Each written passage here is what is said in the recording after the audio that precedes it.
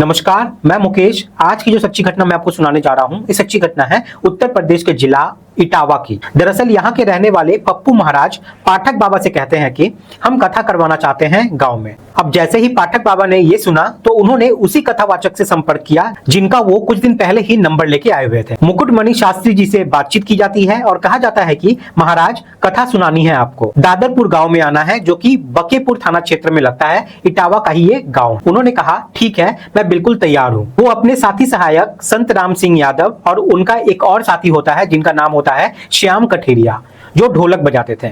उनको वो तैयार करते हैं और तीनों साथ में निर्धारित समय सीमा पर गांव में पहुंच जाते हैं। 21 जून 2025 को ये पहला ही दिन था, इसलिए पहले दिन जितना भी कथा सुना सकते थे उतनी कथा सुनाते हैं।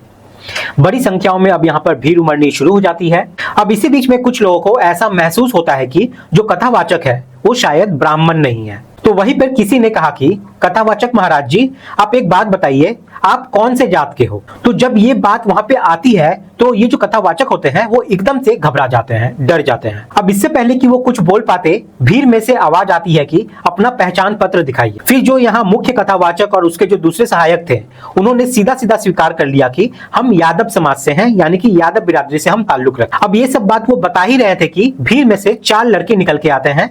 एक लड़के की उम्र 21 साल की होती है जिसका नाम आशीष होता है, एक उत्तम होता है जिसकी उम्र 19 साल होती है, एक 24 साल का लड़का होता है जिसका नाम प्रथम होता है और एक होता है निक्की जिसका उम्र 30 साल के आसपास होती है। ये चारों लड़के वहां पे आते हैं और इन तीनों कथावाचक के साथ वो मारपीट करना शुरू कर देते हैं। ना केवल मारपीट शुरू करते हैं बल्कि कुछ लोग इनकी वीडियो बनाना भी शुरू कर देते हैं। अब उनकी चोटी काटी जाती है और जो सहायक होते हैं उनका सर मुड़वा दिया जाता है। अगर दैनिक भास्कर की रिपोर्ट की माने तो वहां बच्चों के, महिलाओं के, पुरुषों के जो चप्पल वहां पे ढेर लगे हुए थे, उन चप्पल के ढेर पर उनका सर रखवाया जाता है और माफी मंगवाई जाती है कि भविष्य में आइंदा वो ऐसा कभी नहीं करेंगे। तब उन पर 25,000 का आर्थिक दंड रखा जाता है। साथ ही उनके हाथ में 4 अंगूठियां होती है, चारों अंगूठियां को वहां पर उतरवा लिया जाता है। साथ ही उनकी गाड़ी का टायर भी पंचर कर दिया जाता है। जो हारमोनियम होती है उसे भी यहाँ पर तोड़ दिया जाता है। समाजवादी पार्टी के मुखिया अखिलेश यादव ने भी इस पर आवाज उठानी शुरू कर दी। फिर तत्काल प्रभाव से ही एफआईआर दर्ज करनी पड़ जाती है पुलिस प्रशासन को। और जैसे ही एफआईआर दर्ज होती है तो आशीष, उत्तम, प्रथम और निक्की, इनको गिरफ्तार कर लिया जाता है और गिरफ्तार करने के बाद इनको जेल भेज दिया जाता है। जब मीडिया वाले गांव पहुंचते हैं, उनसे बातचीत कर रहे थे तो गांव के लोग साफ साफ कह रहे थे कि अगर उन्होंने अपनी जाति शुरुआत में ही बताई होती तो शायद ये नौबत ही नहीं आती।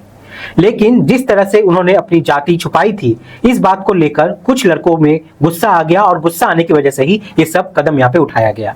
अगर देखा जाए तो हम लोग बात करते हैं कि हम लोग चांद पे जा रहे हैं, लेकिन यहीं पे देखा जाए तो ये सब जो गांव के लोग हैं ये अभी भी जाति और धर्म पे ही अटके हुए हैं।